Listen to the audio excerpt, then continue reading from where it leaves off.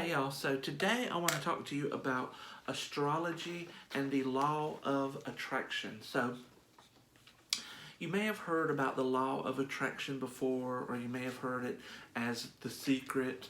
Um, so, for those of you who don't know, the law of attraction is a belief, a philosophy, a way of living that states that what you dwell on inwardly, you manifest outwardly. What you speak, you create. What you think about, you invite into your life. And that by dwelling on, thinking about, speaking of things that we want and focusing on what we want and not what we don't want, we can pull things into our lives. And if you want to know more about the law of attraction, you can check out The Law of Attraction by Esther and Jerry Hicks. Now, Esther purports to be a medium, and she channels an entity called Abraham, and he's taken the last name of Hicks, which is Esther and Jerry's last name. Jerry's passed away, but Esther is still alive, and she has a YouTube channel, and she also has an Instagram account where you can hear her lectures. Also, there is the book by Rhonda Byrne. I don't have the cover on this one, but that's The Secret by Rhonda Byrne. Actually, Esther and them was working on law of attraction, and then Rhonda came along and she renamed it The Secret. But this is a concept which has been around for a very long time, even before Abraham channeled it through Esther and brought it to us. Even in Wicca, we're told when you cast a spell, you do it from the mindset that what you want has already occurred. And Reverend Ike from the 70s and the 60s, he preached about the law of attraction, except he called it the science of living and mind power. He has a book. I should have grabbed it. I'll show it to you another time.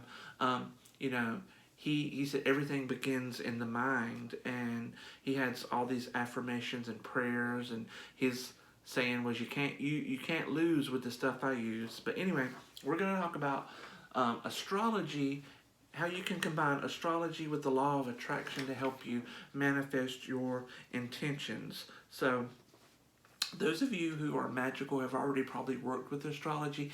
If you've ever done a spell, chose a specific moon phase, if you've ever chosen a specific day of the week, if you've ever chosen a specific hour based on correspondences, you were working with astrology, because a lot of these things are astrological based. The moon phases, the days of the week, the hours of the day. So this is not something that's going to be completely foreign to you. I do want to point out that I'm going to be talking about this. We're going to focus on the sun and the moon. Now, the moon goes through the 12 signs of the zodiac at the once every 28 and a half days, so once about every month. And the sun goes through the zodiac. It takes about a year, or 365 days roughly. So when you want to work on short-term goals, you want to focus on the moon. If you're working on a long-term goal, you want to focus on the sun. And I'm going to go through all 12 signs of the zodiac and what you can work on when the sun or the moon is in these signs or houses. But before I start that, we know that the 12 zodiac signs are associated with the four elements. So let's look at the elements. I've talked a little bit about the elements in my video on secrets of moon magic. So when there's fire signs, earth signs, air signs, and water signs. So fire signs are Aries, Leo, and Sagittarius. And so when the sun or moon is in a fire sign, people are generally more inspired to create positive changes in their life, and they have the energy to devote to their goals. When the sun or moon is in an earth sign, which is Taurus, Virgo, or Capricorn, they're more patient and stable, and they have more determination and are able to cope with any setbacks or obstacles that may crop up. When the sun or moon is in an air sign, which is Gemini, Libra, or Aquarius, they take a more mental approach to achieving their goals. This is a good time to review and edit your spiritual plan and make lists or goals and intentions or practice your affirmations. And finally, when the moon is in a water sign, which is Cancer, Scorpio, or Pisces, people are more emotionally attached to their intentions. They feel things more deeply, and this is a good time to take an emotional approach to finding your own success. By taking an emotional approach, what I mean is you want to, let's say if you're doing a love spell, you want to summon the emotion of love. You want to feel love. You want to feel what it's like to love someone. If you're doing a money spell, you want to feel, just imagine yourself being wealthy and not having a care in the world about money. What would that feel like? And you want to summon that emotion as you're, lighting your spell, lighting your candle, fixing your mojo back, or whatever it is. The next thing I'm going to talk about are the modalities. And the modalities are cardinal, fixed, and mutable. So the cardinal signs are Aries, Cancer, Libra, and Capricorn. And then when the moon is in a cardinal sign, you're more proactive, or people in general are more proactive. Not only are they ready to seek out change, but they make things happen for themselves. And they have the energy to match their ambition. When the sun or moon is in a fixed sign, or Taurus, Leo, Scorpio, or Aquarius, they're more stubborn and have more determination. And this is a good time for improving upon any work that you've already done towards achieving your goal. And finally, when the sun or moon is in a mutable sign, which is Gemini, Virgo, Sagittarius, and Pisces, you're more adaptable and roll with the punches, so to speak. If you've been considering changing your tactics in terms of your spiritual plan of action, this is a good time to adjust your plan, or adjust your course, or do a course correction. So that is the 4 elements and the 3 modalities. Now we're going to look at the 12 signs of the zodiac and the 12 houses. So in the natural chart, for example, Aries lines up with the first house. But another way you can look at this is based on your rising sign, Aries may not be your first house. So you can look at this in a general sense where the sun or moon is in a sign, or you can look at your own astrological chart and see what house that luminary, the sun or moon, is transiting in terms of your personal chart. For example, Aries is my 6th house in my natal chart because my rising sign is Scorpio. So you can personalize this and work with your own personal transits, or if you don't know how to do that, you can just work with the signs themselves.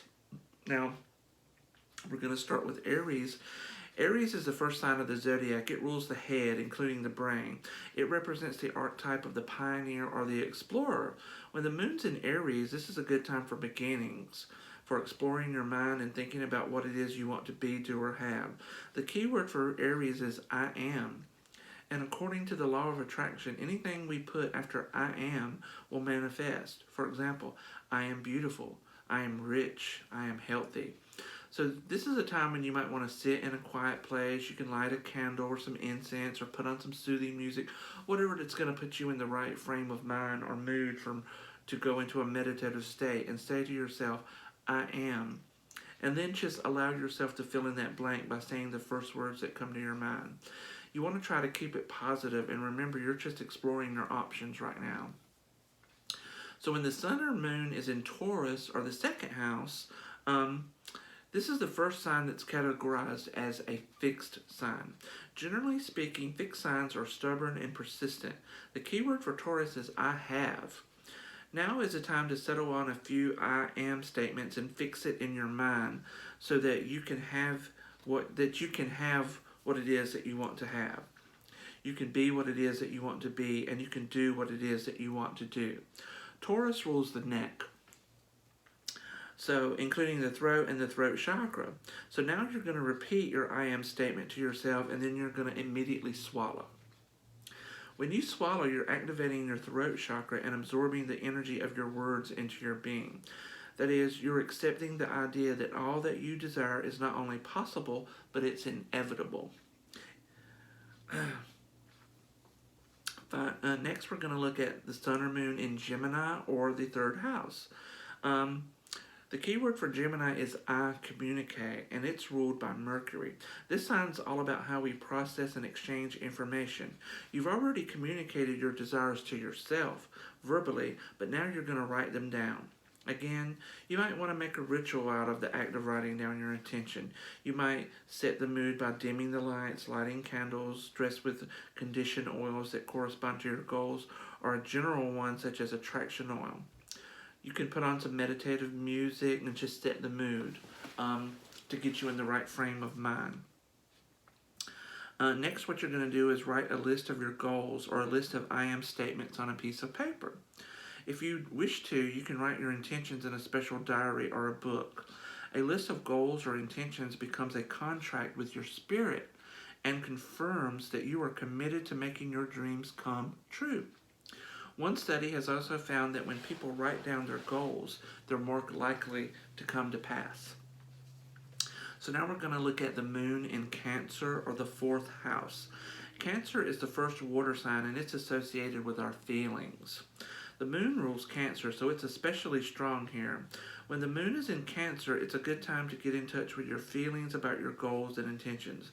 This is a good time to take out your wish list or book of intentions and read them over. Do this slowly, and as you read them, imagine how you will feel when they come to pass. You want to actually fill yourself with the feelings of accomplishments and experience the emotions you would feel when your dreams come true. It's been observed that the mind cannot distinguish between what is imagined and what is real. One way to help summon the necessary emotions is to visualize your desire as if it has come to pass. If you find it hard to visualize, then simply use your imagination. That's something that I've often told people. A lot of people say, I can't visualize, but you know what? Everybody can imagine. Everybody has the power of imagination, so just imagine it. So now we're going to move on to the moon in Leo, or the fifth house. So Leo is ruled by the sun, and it's associated with drama, creativity, and the arts.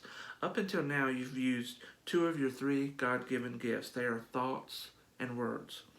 Now you're going to use the third gift, which is deeds, or doing. When the moon or sun is in Leo, this is a good time for acting in accordance with your thoughts and beliefs. Some people call this fake it till you make it. For example, if you want to be rich, spend money. If you want to lose weight, eat healthy and exercise. If you want to meet a new lover, go where the people are. Now we're going to look at the moon in Virgo, or the sixth house. Virgo is the second earth sign behind Taurus, and it's one of the 4 mutable signs along with Gemini, Scorpio, and Aquarius. Mutable signs are known for their adaptability, and Virgo represents the archetype of the analyst. There's a reason that anal is an analyst. Virgos are perfectionists, concerned with details, so they make good editors. When the moon is in Virgo, it's a good time to edit, refine, or otherwise improve your spiritual plan. Spend some time thinking about how you can think better, speak better, and do better concerning the attainment of your goals. You might want to take out a fresh piece of paper and rewrite your intention list and burn the old one. You might also want to think about how you can accomplish your goals by changing your actions or how you approach a certain situation. The moon in Libra, or the 7th house. I'm saying the moon, but I mean the sun or the moon. Libra is the 7th sign of the zodiac, and its keyword is I balance. Because Libra represents the archetype of the diplomat, they can be vacillating and wishy-washy, but often keep an open mind. When the moon is in Libra, you may find yourself, doubting the process, or doubting your ability to make your wishes work. When this occurs, it's important that you surround yourself with people who are supportive of you and your goals. If there isn't anyone close you can open up to for encouragement, then now is the time to be your own advocate, your own cheerleader, and your own mentor.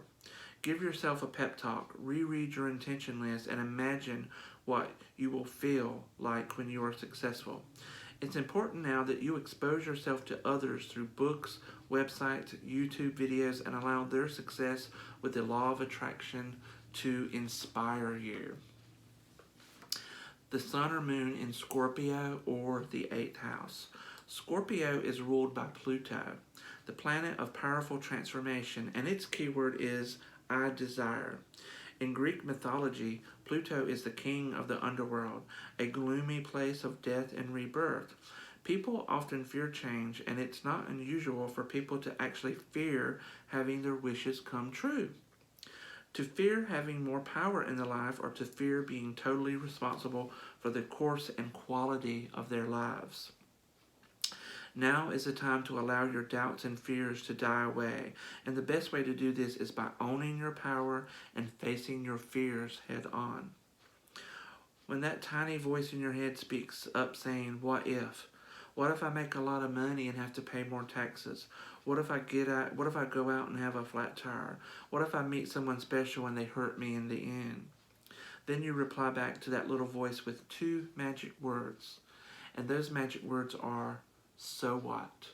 Those 2 magic words have gotten me through so much fear. So what? Say to yourself, so what? I'll deal with it. Something that might happen has an equal chance of might not happening in your mind. So shift your focus from the negative to the positive. Be afraid if you have to be afraid, but move forward. Keep moving forward anyway. The sun or moon in Sagittarius or the 9th house. Sagittarius is the 9th house of the zodiac, and it is one of the 3 fire signs along with Aries and Leo. Sagittarius is ruled by Jupiter, the planet of luck and expansion. Sagittarius represents the archetype of the teacher, mentor, or the truth seeker. When the sun or moon is in Sagittarius, you might begin to feel optimistic and want more freedom. The key word for Sagittarius is I see, and when the sun or moon is transiting this fiery sign, you feel more comfortable getting out of your comfort zone. Having learned to overcome your fear when the moon transitions Scorpio, now is a good time to push past your personal boundaries and limitations. Get outside your comfort zone. The moon in Capricorn or the 10th house, or the sun, moon or sun. Capricorn is the last earth sign behind Taurus and Virgo. It is ruled by Saturn, the planet of responsibility and discipline, and its keyword is I use. When the sun or moon is in Capricorn, you may wish to live a more intentional life. You are more aware of your own power now, and you want to use it more responsibly. When the sun or moon is in Capricorn, it is a good time for reviewing how your thoughts, words, and deeds in the past have led you to where you are now, for good or bad. By recognizing the correlation between choice and consequences, or cause and effect, it reinforces the belief or idea that you are in control of your life and that you must exercise discipline and responsibility in how you wield your God-given power of thought, word, and deed to make your wishes come true and to manifest the things that you want to manifest. You might want to read over your intention list now and think about how the consequences of your goals might come to pass. The moon in Aquarius or the 11th house, sun or moon. Aquarius is the 11th sign of the zodiac. It is ruled by Uranus, the planet of rebellion, and its keyword is I know. Aquarius represents the archetype of the genius or the inventor. When the sun or moon is in Aquarius, you might feel like rebelling against what you've been taught, to forge your own path and to come up with new ways of thinking and doing things. In terms of the law of attraction, when the sun or moon is in Aquarius, this is a transit that says to get something you never had, you have to do something you never done. Inventors and scientists work by trial and error, so they often fail before they succeed. No one, invents $1 million thing right out the bat. Success is often preceded by a lot of failure. However, they are able to learn from their mistakes, adapt, and overcome. So when the moon or sun is in Aquarius, this is a good time to experiment with new and different ways to attract what you desire. Finally, the moon in Pisces, or the 12th house. Pisces is the 12th and final sign of the zodiac. It is a water, mutable sign ruled by Neptune, the planet of refinement, and its keyword is I believe. When the moon is in Pisces, it's a good time to refine or adapt your beliefs about yourself, your beliefs about what you want to be, your beliefs about what you want to do, and your beliefs about what you want to have. Pisces represents the archetype of the intuitive introvert. So this is a good time to draw into yourself and get in touch with your intuition and feelings about your goals and aspirations. If you practice any form of divination, this is a favorable time for performing a divination about your goals. Since Pisces is the last sign of the zodiac, it is also associated with endings, and this would be a good time for putting the finishing touches or taking the final steps towards achieving your goals or choosing how you wish to pursue a certain goal for any number of reasons.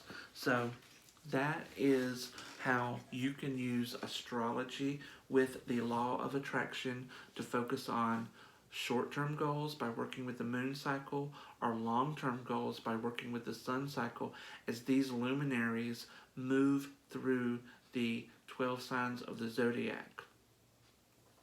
Anyway, I hope you enjoyed this video. Until next time, make good decisions, do good things, and be good people. Talk to you later.